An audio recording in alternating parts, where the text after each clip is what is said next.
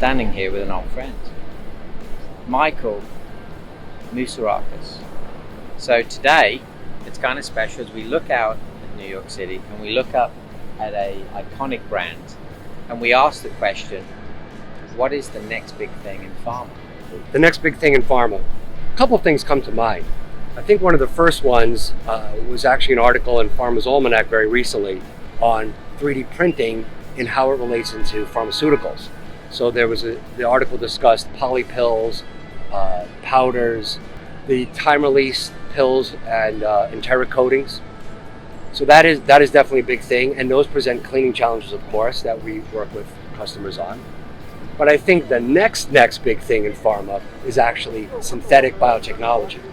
That's where synthetic amino acids are put together, synthetic proteins are put together to create therapeutics that are not yet available and not yet naturally occurring with naturally occurring proteins. Those can very likely create cleaning challenges as well.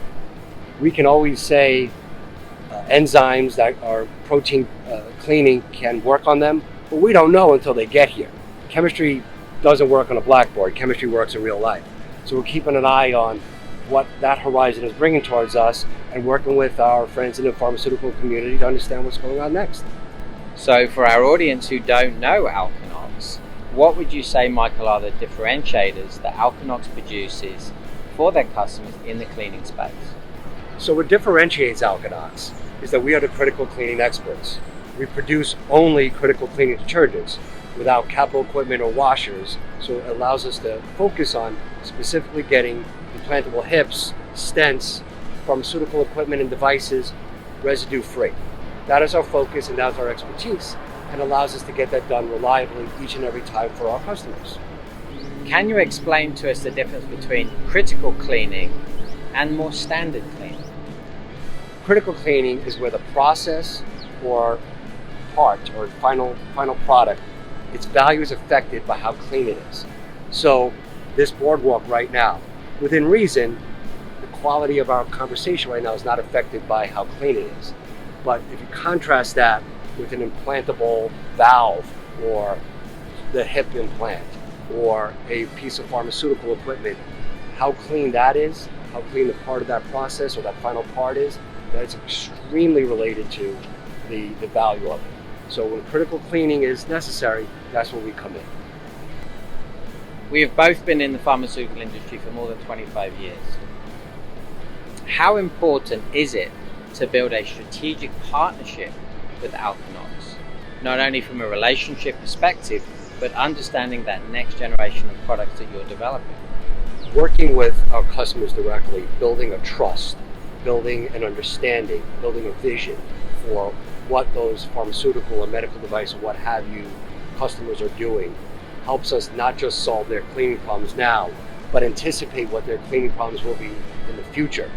Whether it's developing products on our end or keeping up with the regulations that they will be forced to comply with, we can work and partner with them to get them critically clean, passing validation, passing inspection, and allow their process to be run as efficiently and clean as possible.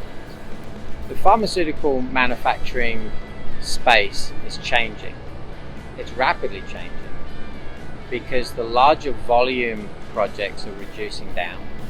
There's more SKUs, there's more titers, different strengths. It's being more specific to the region and the individual groups that we're working with. Does this mean that Alkanox is adapting to those changes and creating some more critical cleaning manufacturing processes? Cleaning becomes that much more difficult. The capacity of the detergent has to be increased because there's now more balance, more contaminants, more unwanted residues to take away. So understanding that, we typically recommend increasing the concentration because as detergent concentration increases, the dump truck, as I say, gets bigger.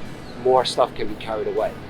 So adapting to and understanding those changes allows us to maybe take a 1 or 2% concentration recommendation and change it to a 3 or 4% concentration recommendation, again, depending upon the individual application. So we work to understand it's not just as simple as what is your process? Oh, it's a monoclonal antibody process. This is what you should do. Oh, it's a high titer process now. Let us evolve and understand and make different recommendations and obviously see what works on the full scale. Another thing that comes up as another novel thing that's occurring in pharma, we were just at a trade show, pharmaceutical trade show recently. CBD and cannabis and cannabinoids are now entering the pharmaceutical space. So what might have been a pretty tough pharmaceutical residue before is now an even tougher pharmaceutical residue because there's more in play. Those sticky cannabinoids, those terpenes, the CBD elements that are very adherent to the stainless steel equipment are now combined with other types of pharmaceutical residues, that ointments, for example, and creams that are already kind of difficult to remove.